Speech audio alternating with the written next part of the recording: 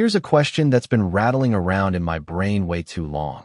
If Ben Tennyson actually died, would the Omnitrix die right along with him? Or does this thing have some secret failsafe built in? Something that yanks it off his wrist the second things go south, before Vilgax or anyone else can rip it off the hard way? There's no single canon answer here. So today I want to walk through the theories and tell you where I land. And honestly, I want to hear your take too. Drop it in the comments once you've heard mine. Let's start with the basics. The Omnitrix doesn't just scan DNA, it absorbs it, fully merging with whoever's wearing it. So at this point, Ben's own genetic code is baked into the device itself. It's part of him now, almost literally. We actually got confirmation of this in Alien Force. When Albedo tried to steal the Omnitrix, Azmuth, the guy who built the thing, flat out said Ben's DNA was already locked inside it.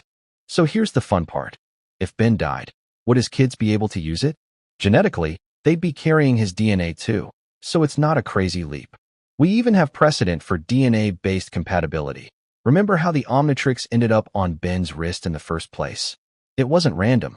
His DNA was close enough to his grandfather Max's that the watch accepted him as a substitute recipient. Fast forward to the future, and we see this play out again. Ben's son Ken gets handed an Omnitrix as a birthday present. The catch is, it only had the 10 aliens his dad had personally chosen loaded into it, not the full roster. Problem is, that was a brand new device, not the original one Ben wore his whole life. So it's a shaky comparison at best. Now here's where it gets more interesting. Look at Kevin's son, Devon. The kid transforms into the exact same alien form his dad used back when he was younger, and he does it with zero physical contact with any Omnitrix. None. He just has the power. That's a pretty strong hint that these abilities can pass down generation to generation purely through genetics, and specifically, the version of the powers the parent had at that age, frozen in time like a genetic snapshot. So if Ben's kid put on the Omnitrix after Ben passed away, this theory suggests they might be locked into just the original 10 aliens, or some specific subset Ben had access to early on, not the full, evolved roster he ends up with by the end of the series. Okay, here's the wildcard option.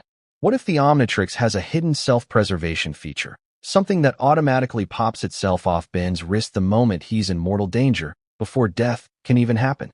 We've actually seen the Omnitrix detach under specific conditions before, in Secret of the Omnitrix. And given how absurdly over-engineered this device is, it's basically a pocket dimension full of secret functions. I genuinely wouldn't rule this out. It feels exactly like something Azmuth would have built in as a contingency. Theory 4. Maybe it just dies with him. And then there's the darkest theory of all. The Omnitrix simply stops working the moment Ben does. There's actually a really telling moment that supports this. In Back with a Vengeance, when Kevin is about to kill Ben, Vilgax stops him, tells him not to. Vilgax, of all people, knows this watch better than almost anyone in the galaxy. If he's worried that killing Ben would render the Omnitrix useless, that's not nothing. That's basically a galactic expert warning us the device might be designed to fail the second its host dies. So where does that leave us? 3 real possibilities on the table. First, Ben's descendants might be able to inherit and use the Omnitrix through shared DNA. Second, there could be an undiscovered failsafe that automatically detaches the device the instant Ben's life is at risk. And third, if Vilgax's warning means what it sounds like it means, the whole thing might just go dark the moment Ben dies. My personal read? The Omnitrix feels like it's engineered specifically to make sure its wearer doesn't lose a fight badly enough to die in the first place. That's kind of the whole point of it. So honestly, we might never get to test any of these theories on screen, because the device's entire design philosophy is built around preventing that scenario from ever happening. What do you think? Would you bet on the DNA theory, the secret failsafe, or the it just dies with him theory? Let me know down below. Thanks for watching. And if you're new here, go ahead and subscribe and hit that like button.